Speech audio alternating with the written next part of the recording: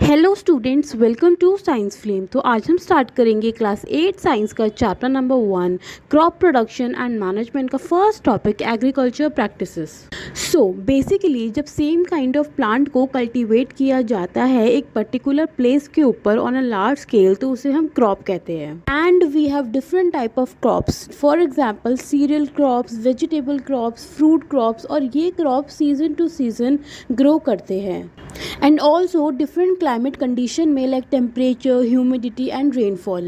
Now we have two broad cropping pattern. Number 1 is kharif crop and number 2 is rabi crop. So kharif crop को rainy season में grow किया जाता है generally from June to September, and paddy, maize, soybean, groundnuts, cotton are the example of the kharif crop. Whereas rabi crop को winter season में cultivate किया जाता है generally October to March, and wheat, gram, peas, mustard are the example of the rabi crop. And इसके अलावा pulses and vegetables को भी grow किया जाता है during the summer season at many places in our country. So topic 2 that is basic practices of crop production. किसी भी crop को कल्टीवेट करने के लिए हमें सेवरल एक्टिविटीज करनी होती है over a period of time. These several activities are refers to agriculture practices. So we have 7 steps to cultivate a particular crop. Number 1, preparation of soil. इसमें हम सॉइल को लूजन करते हैं ताकि जो भी हम क्रॉप ग्रो करने वाले हैं उसकी रूट्स डेप्थ तक जाए। नंबर 2, सोइंग, जिसमें हम गुड क्वालिटी, क्लीन और हेल्दी सीड्स को सेलेक्ट करके सॉइल में स्प्रेड करते हैं। And number 3, manure and fertiliser. This is very essential for the growth of the plant. Manure एक ऑर्गेनिक सब्सटेंसेस है जो हमें decomposition of plant and animal waste से मिलता है, वेयर एज फर्टिलाइजर एक तरह का मैन मेड इनऑर्गेनिक सॉल्ट है, for example chemicals. Number 4, irrigation, which means supply of water to crop, and it is very essential because all living beings need water for living. Then number 5 is protection from weeds.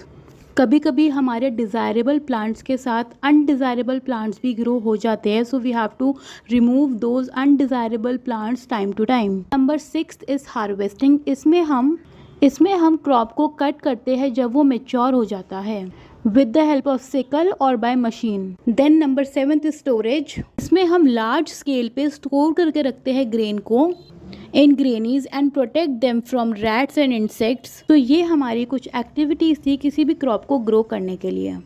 हम इन्हीं activities को आगे आने वाली videos में और briefly समझेंगे। 1 का टॉपिक 1.3 प्रिपरेशन ऑफ सॉइल के बारे में।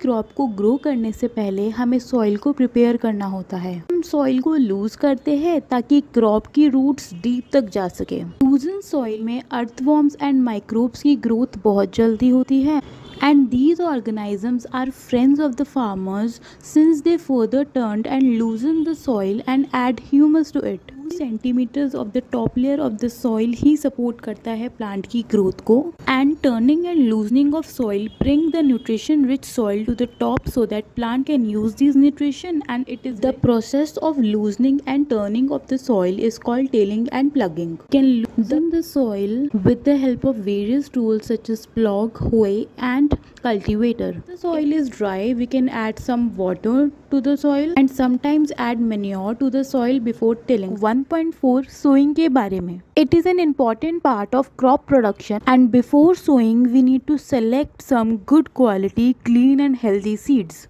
एंड फार्मर उन सीड को प्रिफर करते हैं जिससे ज़्यादा प्रोडक्शन हो। What is the process of the selection of the seed? सबसे पहले हम सीड्स को एक बाउल ऑफ वाटर में डालेंगे, फिर हम देखेंगे जो सीड्स सिंक कर गए हैं यानी कि डूब गए हैं वो एक तरह के हेल्थी सीड्स है, और जो सीड फ्लोट कर रहे हैं यानी कि तैर रहे हैं वो एक तरह के डैमेज सीड है। This is a good method for separating good healthy seeds from the damage ones. Now there are tools which is used for sowing the seeds. We have traditional tool which is shaped like a funnel. The seeds are filled into the funnel, passed down through 2 or 3 pipes having sharp ends.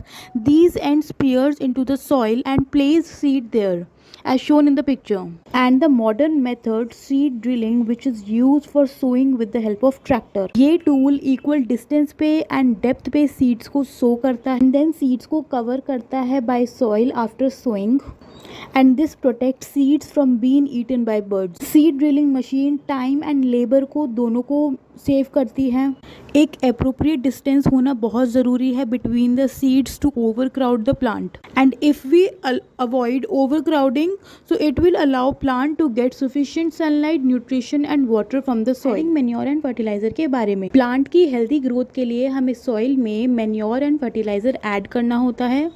अगर हम particular soil पे continuous cultivation करते रहते हैं तो soil की nutrient कम हो जाती है। Therefore we have to add manure to the field to replenish the soil with nutrient, and this process is called manuring. मैनुअल एक तरह का ऑर्गेनिक सब्सटेंस है जो हमें डिकम्पोजिशन ऑफ प्लांट और एनिमल वेस्ट से मिलता है, वेयरएज फर्टिलाइज़र एक तरह का केमिकल है which are rich in particular nutrient, and fertilisers factories में प्रोड्यूस किए जाते हैं। Have some examples of fertiliser which are urea, sulphate, super phosphate, potash, NPK that is nutrient, phosphorus and potassium. Farmers fertiliser का use करके एक better production of crop such as wheat, paddy, maize तो ले सकते हैं, but excessive use of fertiliser से soil की fertility भी खराब हो जाती है। Therefore in order to maintain the fertility of the soil we have to substitute fertiliser with organic manure and leave the field uncultivated for some times.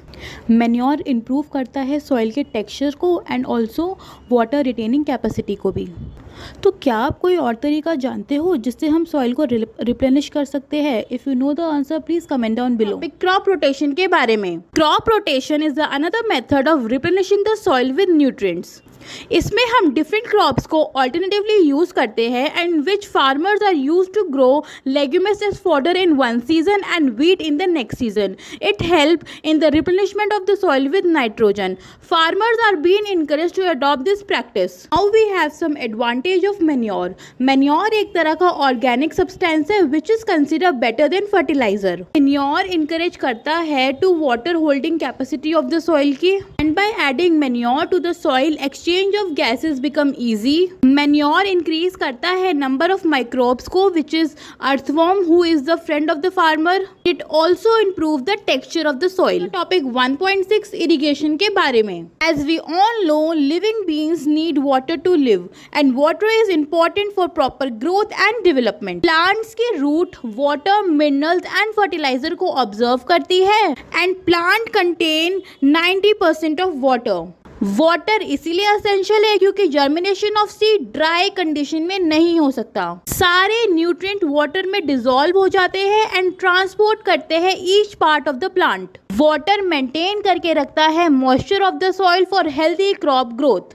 So the supply of water to crop at regular interval is called irrigation. And the time and frequency of irrigation varies from crop to crop, soil to soil and season to season. Now we have some sources of irrigation. For example, wells, tube wells, ponds, lakes, river, dam, canal, etc. Methods of irrigation के बारे में. So basically we have two methods of irrigation. One is traditional method of irrigation and two is modern methods of irrigation. Traditional method में water को conserve करके रखा जाता है wells में, lakes में and canals में, and then उसको well से lift करके field तक पहुंचाया जाता है। इसमें हमें kettles की और human labor की ज़रूरत होती है। These methods are cheaper but less efficient. The various traditional ways are pulley system, chain pump, degli and rahat. Pump are commonly used for lifting water and जब हम water को lift करते हैं तो पानी का wastage होता है। Diesel, biogas, electricity and solar energy is used to run this pump. And where is modern method of irrigation, water used economically. So we have two systems by which we can transfer the water to the field. One is sprinkle system and two is drip system. Sprinkle system is more useful on the uneven land where sufficient water is not available. It gets sprinkled on the crop as if it is raining or fountaining. इसमें एक perpendicular pipe होता है having rotating nozzles on top are joined to the main pipeline at regular interval. When water is allowed to flow through the main pipe under the pressure with the help of a pump, it escapes from the rotating nozzles. And it is useful for lawns and coffee plantation. And in drip system water falls होता है drop by drop directly to the roots. It is the best technique for watering fruit plant, garden and trees. And in modern method of irrigation, water is not wasted at all.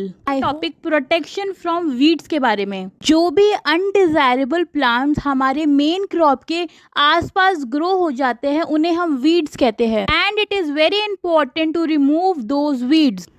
The removal of weeds is called weeding. Weeding इसीलिए necessary है क्योंकि weed compete करते हैं plant के साथ for water, nutrient, space and light and they affect the growth of the crop. Weeds interfere करते हैं harvesting में and it may be poisonous for animal and human being. Farmers ने काफ़ी सारे तरीके अडॉप्ट किए हैं to remove the weeds and control their growth. For example, tilling before sowing of crop. It helps in uprooting and killing of weeds. And we can also cut them by close to the ground. Weeds are also controlled by using certain chemical called weedicide. They are sprayed in the field to kill the weeds and they do not damage the crop. But spraying of weedicide may affect the health of the farmer, so they should use these chemicals very, very carefully. They should cover their nose and mouth with a piece of cloth during spraying of these chemicals. I hope this concept is understood by everyone. Topic harvesting के बारे में. Crop के mature होने के बाद जब हम crop को कट करते हैं तो उस प्रोसेस को हार्वेस्टिंग कहा जाता है. इसमें हम क्रॉप को पुल्ड आउट करते हैं या फिर कट करते हैं close to the ground and it usually takes 3 to 4 months for the cereal crop to mature. हमारी कंट्री में हार्वेस्टिंग को मैनुअली किया जाता है बाय सिकल और by machine called harvester. Harvested crop में हम ग्रेन सीड को सेपरेट करते हैं from the chaff and this process is called threshing. And this is carried out with the help of a machine called combine. Farmers जिनके पास small holding of land होती है वो separate करते हैं grain और chaff को with the process of winnowing. And this is done with the help of winnowing machine. Storage के बारे में. आफ्टर हार्वेस्टिंग हम ग्रेन को स्टोर करके रखते हैं and grain should be safe from moisture, insects, rats and micro organisms. Harvested grain में ज़्यादा मॉइस्चर होता है. अगर हम फ्रेशली हार्वेस्टेड ग्रेन को स्टोर कर देंगे विदाउट ड्राइंग, दे मे गेट स्पॉइल्ड और attacked by organisms and making them unfit for use and for germination. So before storing हमें grain को properly dry करना होगा in the sun to reduce the moisture in them. इससे हम grain को बचा सकते हैं to attack by insect pest, bacteria and fungi. Farmers store करते हैं ग्रेन्स को जूट बैग्स में और मेटालिक बिन्स में. Large scale storage of grain in done is silos and granaries to protect them from pest like rats and insects. Dried neem leaves are used for storing food grains at home. For storing large quantity of grains in the big godowns, specific chemical treatments are required to protect them from the pest and microorganism. Topic food from animals के बारे में. So plants की तरह animal भी हमें different kinds of food provide करते हैं and many people living in the coastal area consume fish as a major part of their diet. And जिन एनिमल से हमें फूड मिलता है उन्हें हम घर में भी रख सकते हैं और फार्म्स में भी रख सकते हैं और इन्हें ज़रूरत होती है प्रॉपर फूड की, शेल्टर की एंड प्रॉपर केयर की. And when it is done on a large scale it is called animal husbandry. For example, fish is good for health. We get cod liver oil from fish which is rich in vitamin D. And with this we are end to this chapter. I hope you like this series. Please hit the like button, share it to your friends and do subscribe to my channel. Thank you.